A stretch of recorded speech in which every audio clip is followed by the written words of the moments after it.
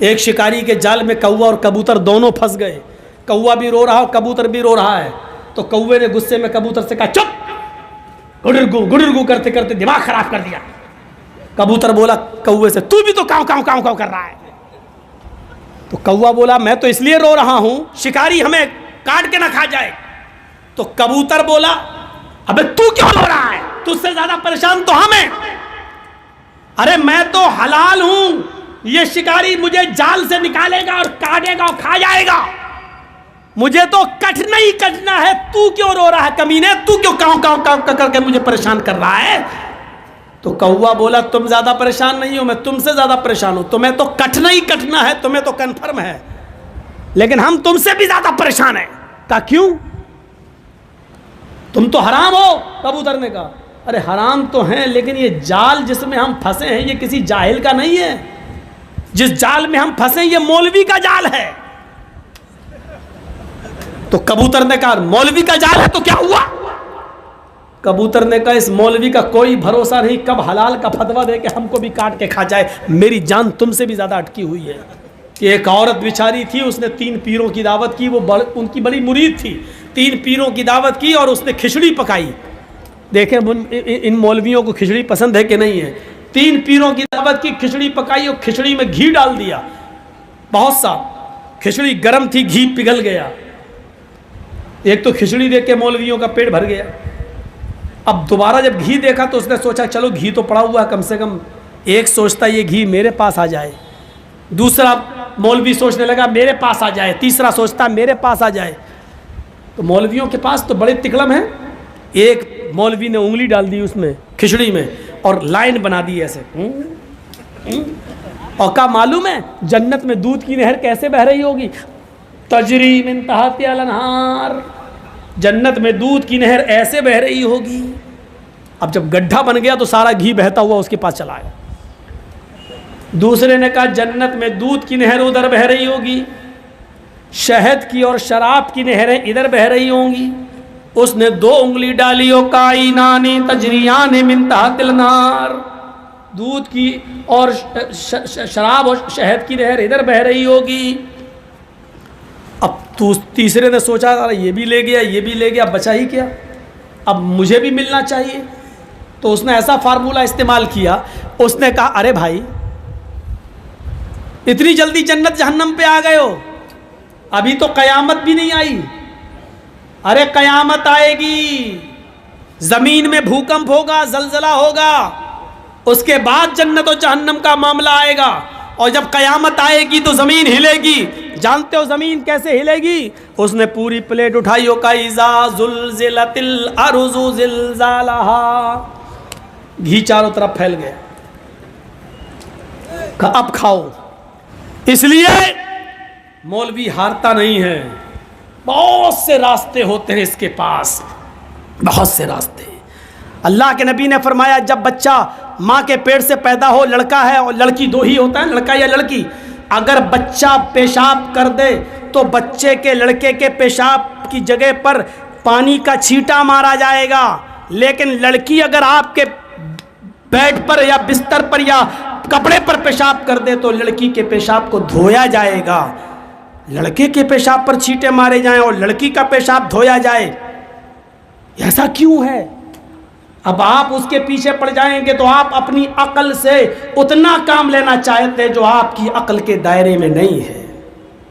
اللہ کے نبی نے فرمایا جب موزوں پر مسح کرو تو اس کے اوپر کے حصے پر مسح کرو، جبکہ عقل یہ کہتی ہے کہ گندگی نیچے لگتی ہے. آپ زمین پر چلیں گے تو مٹی یا ناپاکی نیچے لگے گی، تو قاعدے سے مسح نیچے کرنا چاہیے، ایسے ایسے پانی لے کے ایسے، تاکہ نیچے کا حصہ پاک ہو جائے. لیکن اللہ کے رسول نے نیچے نہیں بلکہ اوپر مسح کرنے کا حکم دیا ہے. اوپر، عقل کہتی ہے نیچے لیکن ہمیں اوپر کرنا ہے. ایسا کیوں حکم دیا؟ یہ آپ جو چیز سوچ رہے ہو وہ آپ عقل سے اس کے دائرے سے زیادہ کام لے رہے ہو جو آپ کی عقل کا دائرہ نہیں ہے. اگر دنیا میں 2 ہی ہر آدمی کے عقل پر آدمی چلنے لگے تو معاف کیجئے گا آپ کی عقل کچھ اور کہے گی اور میری عقل کچھ اور کہے گی. اور اسی عقل کا لوگوں نے ناجائز فائدہ اٹھایا. تو آج دیکھ لیجئے برطانیہ میں اور امریکہ میں انہوں نے کہا اس میں عقلی طور پر کوئی برائی نظر نہیں آتی کہ لڑکے لڑکوں کے ساتھ ریلیشن شپ میں رہیں اور لڑکیاں لڑکیوں کے ساتھ ریلیشن شپ میں رہیں. برطانیہ اور امریکہ میں باقاعدہ لڑکے لڑکوں کے ساتھ شادی کر کے رہ رہے ہیں اور لڑکیاں لڑکیوں کے ساتھ شادی کر کے رہ رہی ہیں باقاعدہ. انہوں نے کہا اس میں عقلی طور پر کیا برائی؟ اگر کوئی لڑکا کسی لڑکے کے ساتھ رہنا چاہتا ہے تو عقلی طور پر کوئی برائی نہیں. اگر کوئی لڑکی کسی لڑکی کے ساتھ رہنا چاہے تو عقلی طور پر اس میں کوئی برائی نظر نہیں آتی ہے. یہ عقل کا ناجائز فائدہ اٹھایا گیا ہے، یا یوں کہہ لیا جائے کہ اپنی عقل کو اس کے دائرے سے بڑھا کر اس کے اوپر بوجھ ڈال دیا گیا ہے جو عقل کا کام نہیں تھا، لیکن انہوں نے اپنی عقل کا ناجائز استعمال کیا. تو یہ ایسی چیزیں، ورنہ آپ کے سپریم کورٹ کے اندر بھی یہ چیز پاس ہو چکی ہے بھارت کے اندر سے کہ اگر آپ کی بیوی بھی آپ کی مرضی کے مطابق اگر آپ کے بستر پر نہیں سوتی ہے تو آپ اس کو زبردستی اس کے ساتھ ہم بستری نہیں کر سکتے ہیں. اگر آپ نے زبردستی اپنی بیوی کے ساتھ ہم بستری کی تو یہ بھی ریپ مانا جائے گا. یہ آپ کے بھارت کے قانون کا ایک حصہ ہے، سپریم کورٹ کا ایک حصہ ہے. آپ کے بھارت کے سپریم کورٹ کا ایک قانون یہ بھی ہے کہ اگر آپ کی بیوی ہے، آپ نے کانٹیکٹ کیا ہے، آپ اس کے شریر کے مکمل مالک نہیں ہیں، اگر وہ اپنی مرضی سے آپ کی بیوی ہوتے ہوئے بھی اگر کئی لوگوں کے ساتھ ریلیشن رکھنا چاہے تو آپ اس کے اوپر کیس نہیں کر سکتے ہیں، کیونکہ اس کا جسم ہے، اس کی مرضی ہے. وہ آپ کی بیوی ہے ضرور، آپ اس سے فائدہ اٹھائیں گے، لیکن اگر وہ کسی دوسرے کے ساتھ بھی اگر اپنے سمبند بنانا چاہے تو کوئی جرم نہیں ہے، کیونکہ وہ آزاد ہے. میرے بھائیوں، یہ اسی عقل کا نتیجہ ہے کہ لوگوں نے اس عقل سے اتنا کام لے لیا ہے جو اس عقل کا دائرہ نہیں ہے. آنکھ سے ہم یہاں بیٹھے بیٹھے ہم دیوار کی چیزیں دیکھنا چاہتے ہیں، یہاں بیٹھے بیٹھے ہم کلکتہ کے کیا ہو رہا وہ دیکھنا چاہتے ہیں. یہ آنکھ کے دائرے سے باہر ہے. ہم یہاں بیٹھے بیٹھے پاتل ریلوے اسٹیشن پر کلیوں کی آواز سننا چاہتے ہیں جو ہمارے کان کے دائرے سے باہر ہے. اسی طریقے سے عقل کا ناجائز فائدہ ہے. اور عقل کو اگر آزاد چھوڑ دیا جائے تو معاف کیجئے گا، میں بہت ہی واضح لفظوں میں کہہ دینا چاہتا ہوں، غور سے سنیے گا. اگر عقل کو آزاد چھوڑ دیا جائے تو میں پوچھنا چاہتا ہوں کہ پھر ایک بہن کے ساتھ نکاح کرنے میں اور بیٹی کے ساتھ شادی کرنے میں کیا برائی ہے؟ مجھے بتائیے، عقلی طور پر بتائیے کیا برائی ہے. بلکہ میں تو یہ کہتا ہوں کہ آپ کی بہن بڑی خوبصورت ہے، آپ اپنی بہن کے جذبات کو سمجھتے بھی ہیں، آپ نے ناز و نخڑوں میں پالا بھی ہے، آپ دولت مند بھی ہیں. عقل مندی تو یہ کہتی ہے کہ آپ اپنی بہن کے اور اپنی بیٹی کے زیادہ مستحق ہیں کہ آپ اس کے ساتھ نکاح کریں. یہ کون سی عقل مندی ہے کہ اپنے گھر کی دولت کو آپ کسی دوسرے کے حوالے کر دیں اور دوسرے کی سڑی ہوئی دولت کو آپ اپنے گھر میں لے آئیں اور اپنے گھر کی مہارانی بنا لیں؟ یہ کون سی عقل مندی ہے؟ لیکن میرے بھائیوں، اس کو کوئی بھی دنیا کے اندر اس کو صحیح نہیں مانتا ہے. نہ بھارت کا قانون اس کو صحیح مانتا، نہ امریکہ. میں پوچھنا چاہتا ہوں کیوں؟ کہتا کہ نہیں، شرم و حیا بھی. یہ آپ کتنی بھی چیزیں کہہ لیں، سماج سوسائٹی کی دہائی دے دیں، معاف کیجئے گا، آپ یہ صرف سماج اور سوسائٹی کی دہائی دے سکتے ہیں، لیکن مجھے یہ بتائیے عقلی طور پر اس میں کیا برائی ہے؟ جو کام ہماری بہن کے ساتھ ہمارا بہنوئی کرتا ہے وہ کام کیا ایک بھائی نہیں کر سکتا ہے؟ بچے پیدا وہاں ہوں گے، کیا بچے پیدا اس گھر میں نہیں ہو سکتے؟ بلکہ ہمیں اپنی بہن اور اپنی بیٹی کے مزاج سے ہم زیادہ واقف ہیں. ہم جتنا اچھی طریقے سے اس کے ساتھ رہ لیں گے دوسرا نہیں رہ پائے گا. عقل تو یہ کہتی ہے، لیکن میرے بھائیوں یہ عقل کا دائرہ ہے جو محدود ہے. جب عقل ہماری کام کرنا بند کر دیتی ہے تو وہاں پر ایک تیسرا علم کام کرتا ہے جس کو کہتے ہیں وحی الہی. وحی الہی کی ضرورت وہیں پڑتی ہے جہاں ہماری عقل کا دائرہ ختم ہو جاتا ہے.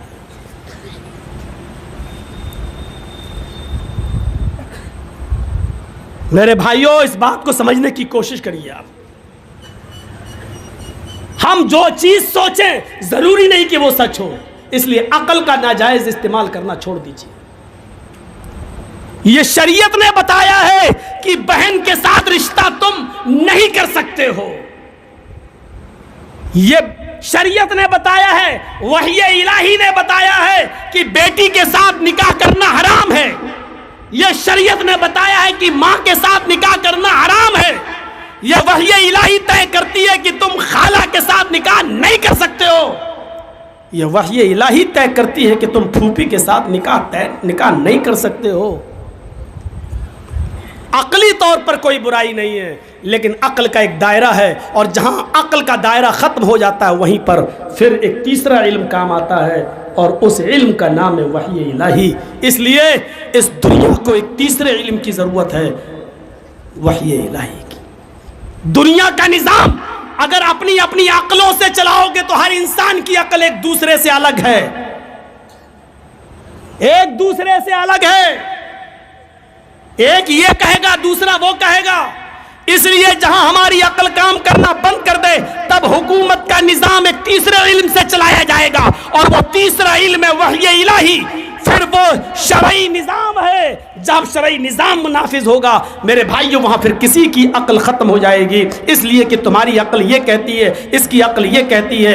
ایک عقل کہتی ہے زناکار نے زنا کیا ہے اس کو 2-4 مہینہ جیل میں رکھ کے سزا دے دو، ایک عقل یہ کہتی ہے کہ نہیں اس کو پتھروں سے مار مار کے ہلاک کر دو، اس کو اس سماج میں جینے کا حق نہیں ہے۔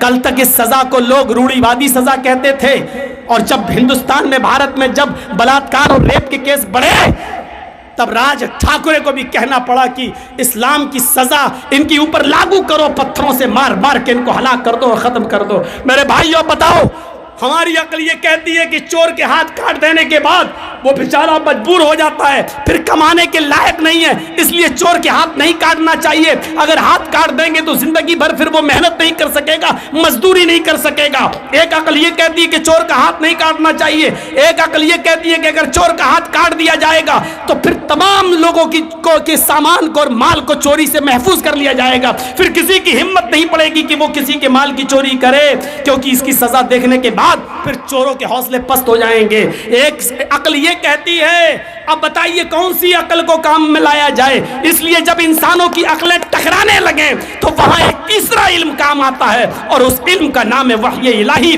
پھر کتاب و سنت اور شرعی نظام کے تحت نظام کو چلایا جائے، ملکی نظام کو۔ جیسے اس دہریے نے سوچا اپنی عقل سے کتنا سا پھل تو اوپر اتنا بڑا نیچے، جب ناک پہ گرا تب ہوش ٹھکانے آ گئے۔ آپ جو چاہیں، مجھے معلوم ہے سن 1957 کا تقریباً واقعہ ہے، 57 کا واقعہ، 1957 کا۔ چھوٹی لائن چلتی تھی، چھوٹی لائن گورکھپور سے گونڈا کے لیے چھوٹی لائن ایک چلتی تھی، اور وہ کوئلے والا انجن اس میں لگا ہوتا تھا پہلے۔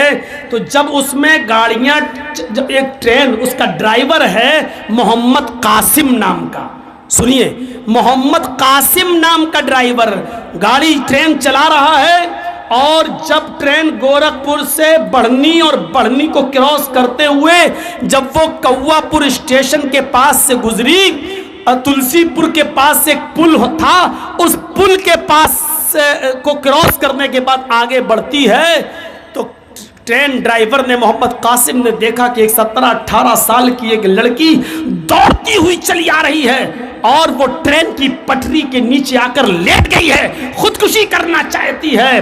ٹرین کے ڈرائیور نے ہیوی بریک لگائے، کوشش کی کہ ٹرین کو روکیں، لیکن چونکہ وہ زیادہ دور نہیں تھی لڑکی، اس لیے ڈر تھا کہ ہم بریک ایک دم تو بریک لگیں گے نہیں، بریک دھیرے ہی دھیرے لگتے ہیں ٹرین کے، لیکن اس نے کوشش کر کے ٹرین کے بریک کو لگانے کی کوشش کی، ہیوی بریک لگائے، اور بریک لگانے میں وہ کامیاب ہوا۔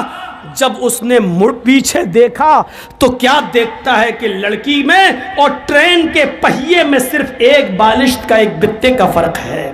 لڑکی ٹرین کے پہیے کے نیچے ہے لیکن ایک بالشت رہ گئی ہے، اگر ایک بالشت اور گاڑی آگے بڑھ جاتی تو لڑکی کے اوپر چڑھ جاتی۔ ٹھنڈی سانس لی کہ لڑکی بچ گئی۔ ٹرین کا ڈرائیور نیچے اترتا ہے، اتنے میں کھیت میں کام کرنے والے لوگ اس لڑکی کو بچانے کے لیے جب دوڑتے ہیں تو ٹرین کے ڈرائیور کے ساتھ ساتھ لوگ وہاں جمع ہیں۔ جب اس لڑکی کو اٹھایا جاتا ہے، اس کی سانس सूंघी जाती है, दिल की धड़कन देखी जाती है, तो पता चलता है कि लड़की हार्ट अटैक से मर चुकी है। ट्रेन उसके ऊपर नहीं चढ़ी, लेकिन ट्रेन की पहिए का खदशा उस लड़की को ले डूबा, ये सोचते हुए कि हम मरेंगे तो कैसे मरेंगे, ट्रेन चंद कदमों पर है। इससे पहले कि पहिया उसके ऊपर चढ़ता, उसको अटैक पड़ा और वो मर गई। पहिया चलने से पहले, चढ़ने से पहले वो लड़की मर गई। उस वक्त मोहम्मद कासिम ने ये बयान दिया कि आज कुरान की इस आयत के ऊपर मेरा यकीन बहुत मजबूत हो गया। मा तशाऊना इल्ला अन यशा अल्लाह, जो तुम चाहो ज़रूरी नहीं कि वो पूरा हो, पूरा वही होता है जो अल्लाह चाहता है। मैंने पूरी कोशिश की इस लड़की को बचाने की, मैंने पूरी कोशिश की इस 18 साल की लड़की को बचाकर उसके माँ बाप के हवाले कर दिया जाए, पूरी कोशिश की। और ज़िंदगी में मैंने अपनी लाइफ में इतने हैवी ब्रेक कभी नहीं लगाए, लेकिन इसके बावजूद मैं इस लड़की को नहीं बचा सका।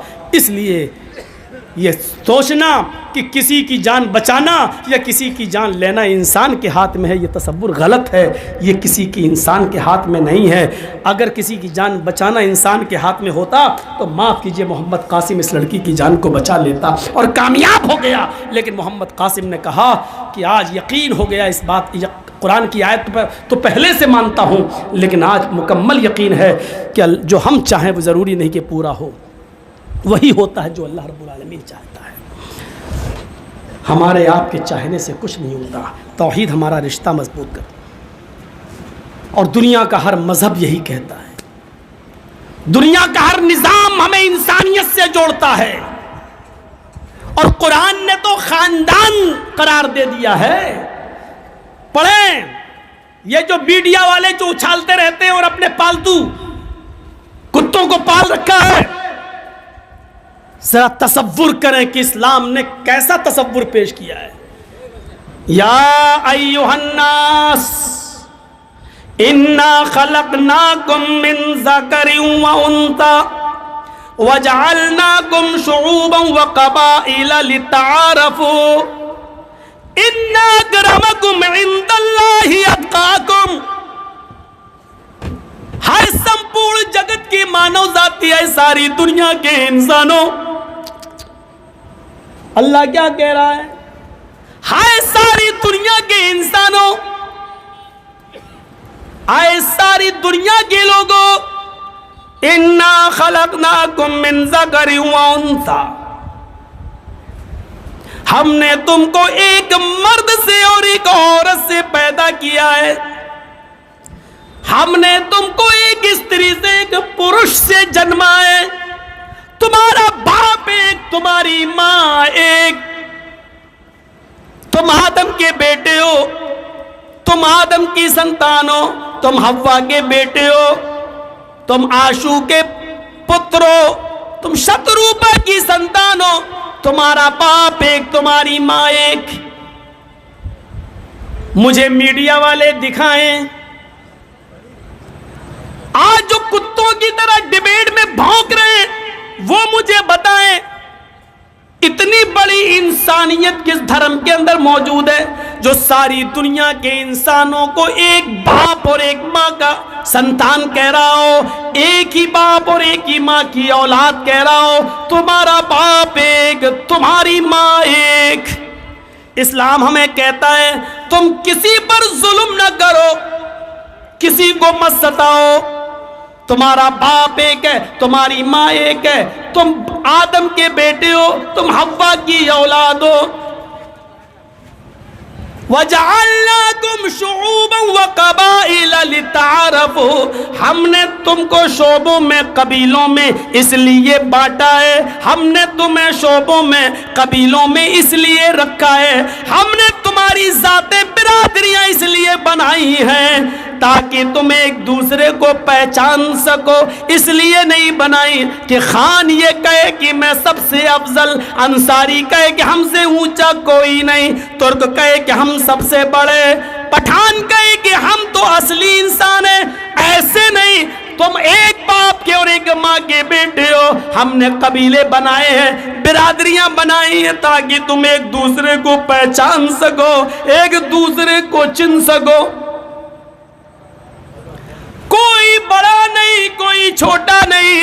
इन्ना करमकुम इंदल्लाहि अतकाकुम, तुम में बड़ा वो है जो सबसे ज्यादा अल्लाह से डरता है। इस्लाम ये कहता है, हाँ हाँ सुनो, इस्लाम ये कहता है, गौर से सुनो, मोहम्मद रसूलुल्लाह ने फरमाया, अगर तुम बाइक से जा रहे हो, मोटरसाइकिल का सफर कर रहे हो, फोर व्हीलर का सफर कर रहे हो, सवारी पे गुजर रहे हो, ऊंट पे जा रहे हो, घोड़े पर बैठे हो, किसी भी सवारी कर रहे हो और तुम्हारी नजरों के सामने एक पत्थर पड़ा हुआ नजर आ जाए, सड़क पर रोड पर एक पत्थर पड़ा है, केले का छिलका पड़ा है, शरीयत कहती है, इस्लाम कहता है, तुम्हारी नजर जब उस पत्थर के ऊपर पड़ जाए, ऐ मीडिया वालों लिखो, ये मानवता बताई है इस्लाम ने, ये इंसानियत सिखलाई है इस्लाम ने कि अपनी गाड़ी से उतरो, फोर व्हीलर से उतरो,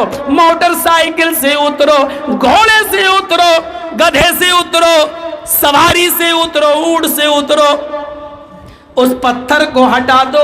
ये मत देखो कि ये हिंदुओं की बस्ती है, हिंदू गिरेगा पत्थर से टकराएगा, मेरा बाप का क्या जा रहा है। यहूदी की बस्ती है, यहूदी मरेगा, मेरे बाप का क्या जा रहा है। ईसाई की बस्ती है, ईसाई मरेगा, मेरे बाप का क्या जा रहा है। फरमाया इमाततुल अज़ा अन तरीक, रास्ते से तकलीफ दे चीज को हटा देना ईमान का एक हिस्सा है, ईमान का एक शोबा है, ईमान की एक ब्रांच है। अगर तुम मोमिन हो तो उस नुकसान देने वाली चीज को रास्ते से हटा दो। जो इस्लाम केले के छिलके पर पैर रखने से फिसल जाना तुम्हारा गवारा न कर रहा हो, हिंदू भाइयों, ईसाइयों, यहूदियों, गौर से सुनो, मेरी आवाज तुम तक पहुंच जाएगी, इस जलसे से नहीं तो यूट्यूब चैनलों से पहुंच जाएगी।